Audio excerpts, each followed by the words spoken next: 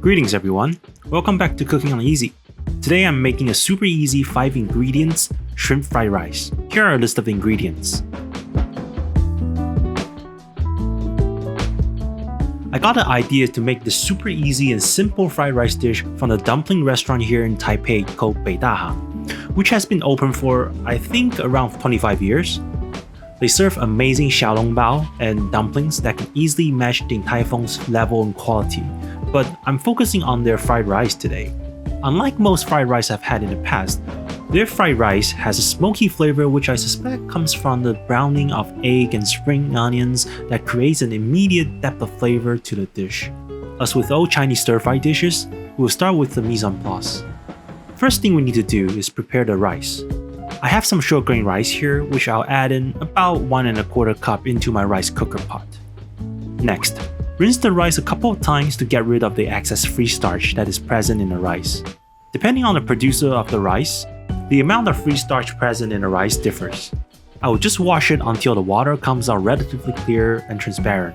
If you didn't wash the rice, it will give you rice a sort of gummy texture when you stir fry it. I'm cooking this rice in the rice cooker, so I'm adding equal part water and letting it cook. If you don't have a rice cooker, you can cook it the way you cook pasta.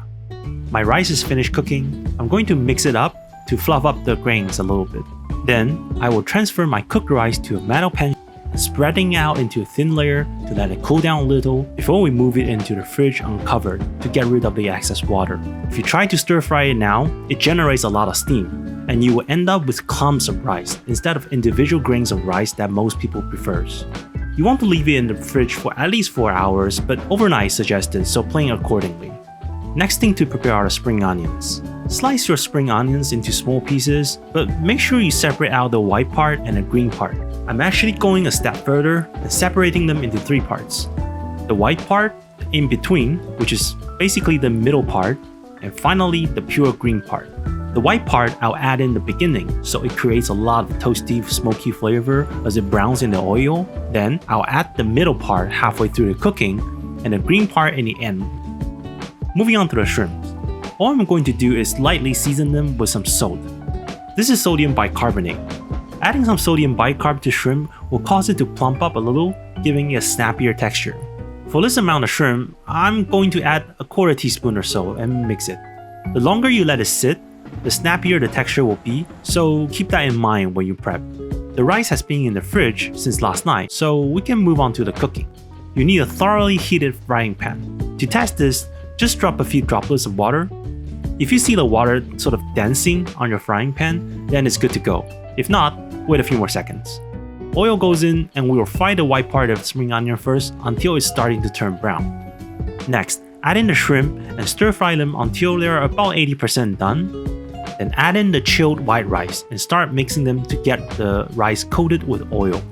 Add in the green parts of spring onion and keep stir frying them. Stir them around and gently press on the rice clumps to break them apart. Oops, there were 2 shrimps left in the bowl and that I didn't notice earlier. Once the rice clumps are broken up, add in the 2 eggs and mix them together with the rice.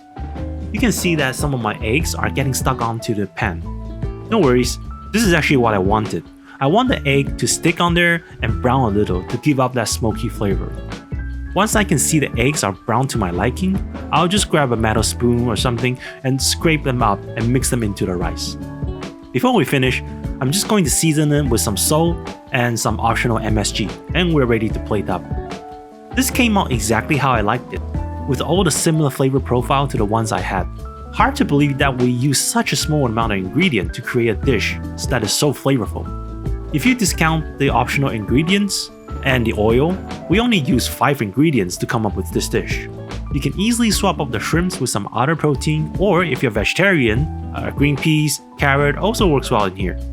Definitely give this a try yourself, I guarantee you will not regret it. Thank you for watching this video, and as always, leave a question in the comment section if anything is unclear, and I'll see you in the next video. Peace.